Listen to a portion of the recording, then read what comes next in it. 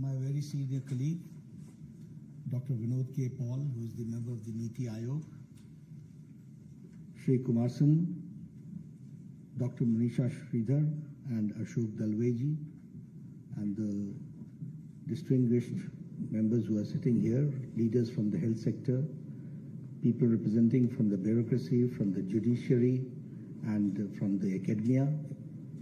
First of all, I welcome all of you for this opportunity that you have given to me to be a part of this function and to see to it that we are all there to release the book which has been authored by Manisha Sridharji. I, on my behalf and all of you, I congratulate Manisha ji for giving this opportunity to me and writing this book, which is known as Public Health Innovations through Maze of Int'l Instruments. First of all, I thank the organizers for giving me an opportunity to be here and meet my old friends, because for the last 3-4 years, a new assignment has been given to me, which has kept me far away from the health fraternity. So I got my opportunity to meet my old friends. And when Manisha ji and Tarun ji invited me to be part of this function, I was very much moved because they remembered me, and I thought that I'm not the right person, because talking about the nitty-gritties and such a complicated subject which you have put before us in a very structured form in this book. Once again, I congratulate for you, but I'm not the right person to speak on the nitty-gritties and the technical aspects which are there. But still, it's a very hard work which you have done, and because of your hard work, we have been able to get this book. And this book is going to help the people from the academia, people from bureaucracy also, people who negotiate, people who take care about the health sector and also see the national interest, and also they wish to strike a balance between the trade and the innovations. So all those technical aspects you have undertaken, undergone, and this book has been published. We all know that the economic interests and the strong influence of the health policies to promote innovations are there, and for that you have to strike a balance and you have to go into the details of it. We all know that the trade and intellectual property and public health are inseparable, but at the same time, for the policies you have to strike a balance, and for that all those technical aspects have to be undertaken. I was discussing with Amandeep ji when we were there in World Health Assembly. We used to have negotiations, and the negotiations used to start at 5 o'clock and end at about 2 o'clock night. So I used to ask them, क्या हुआ? बोला सब कुछ ठीक हो गया. मैंने कहा सब कुछ ठीक हो गया, भारत के इंटरेस्ट में हुआ? बोला हाँ, भारत के इंटरेस्ट में हुआ. मैं कहा थैंक यू वेरी मच, क्योंकि मैं इससे ज्यादा जानता नहीं था. I did not know the nitty-gritties, what is going to happen. But yes, to see that we contribute in the field of health, we contribute for the humanity, we also take the interest of the country and the people of the country, and to strike a balance and also see to it that the innovation is also given its due and it is supported. So it was a very difficult task, it was a tedious task, but my officers did a very good job, and now I think that this book is going to be a guide to them for further negotiations and going through into the technical aspects. If I talk about the book, international trade, innovation and public health, all have been taken into consideration, and it's a very good guide for further to us, so that the negotiations take place in the right perspective, and it is not only for the people or the representatives who represent my country, but to all who are working in the health sector and working in detail. Friends, I will also take this opportunity to illustrate how our government has tried to see to it that in the past 9 years, how do we go forward through public policies and make a difference in the society and make a difference for the country. When I talk, we all remember that at one point of time GST was criticized.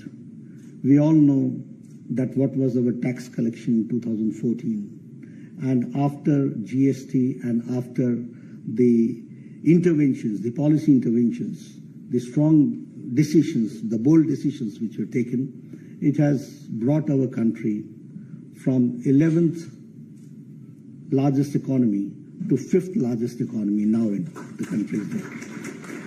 We have overtaken Great Britain, and now we are going forward. If I talk about the manufacturing of mobiles, in 2014, 92% of the mobiles were being imported, and especially from China. Now, 97% of mobiles are being manufactured in India, and also now Apple is being manufactured in India. That is the difference. If I talk about the automobile, once we had heard about the automobile market, and always we used to talk about Japan.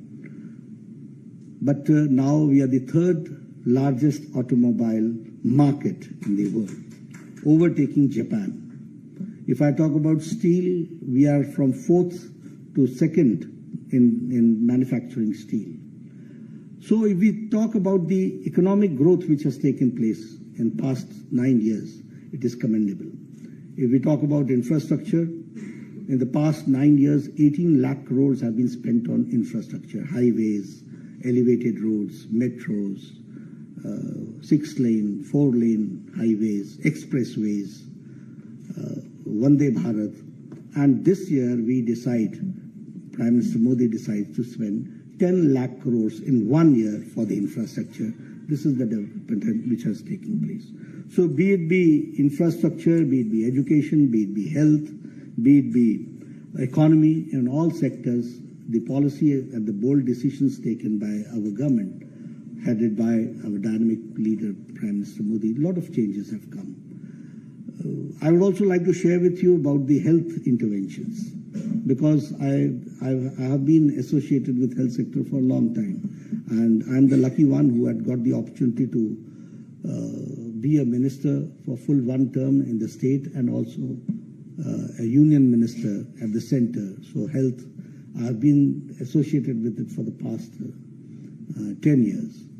You know, if we talk about the national programs, the tuberculosis national program, it took 25 years to become a national program. If I talk about tetanus, it took some 28 years to become a national program. If I talk about the hepatitis, it took some 30 years to become a national program. And if we talk about other diseases also, if I talk about this Japanese encephalitis, it took 100 years to become a national program.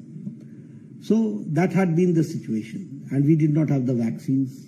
We used to import it, and sometimes when we used to get the program, the vaccines, it was only the people who could afford, they could get those vaccines, but we could never make it a national program. It took some 30, 40, 20 years to make a national program.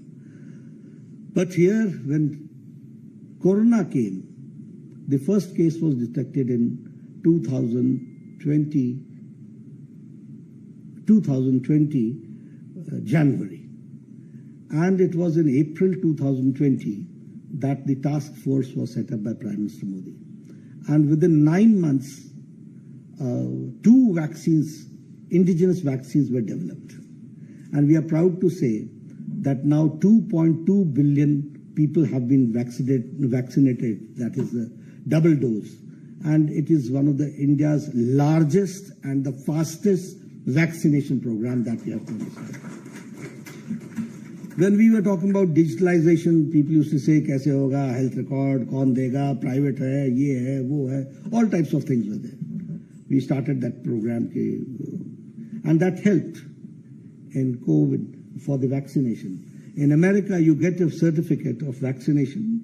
It is a piece of paper, but here you get your vaccination certificate on your mobile. This is Digital India. This is the change which has been brought. And to the tune of 2.2 billion vaccination has been done. So these are the changes which has taken place. And if I remember when COVID was not here, even then, the screening at the airports had started. Prime Minister had sensitized us, all of us, for using masks. And even America could not take the decision whether to go for a lockdown or not. Even Europe could not take the decision whether to go for lockdown or not. They could not choose between humanity and economy. But we took a very bold decision. We went for lockdown, and because of lockdown, we were able to prepare the country to fight COVID. And that is how, we didn't have ICU beds. Then to the tune of millions of beds were created. We did not produce PPE kits, so that was also produced. And now I was told that 500,000 PPE kits were being manufactured per day. That was the capacity that India developed, and we went forward. If I talk about the testing labs, we had only 15 testing labs. And after 3.5 months, we had some 4,000 testing labs. If I talk about the ICU beds, we had only 2,000 beds. And after 3-4 months, we had 139,000 ICU beds. So that was the infrastructure which was created. If I talk about the oxygen, 900 trains were pushed into service, and 37,000 million tons of liquid oxygen was transported to various parts. This was the strength of India, which we could see during the COVID times.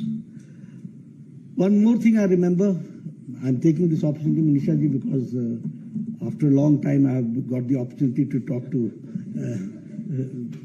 although I'm sorry I'm not doing justice to you, because I only talked about the technical aspects of your book which you have brought forward.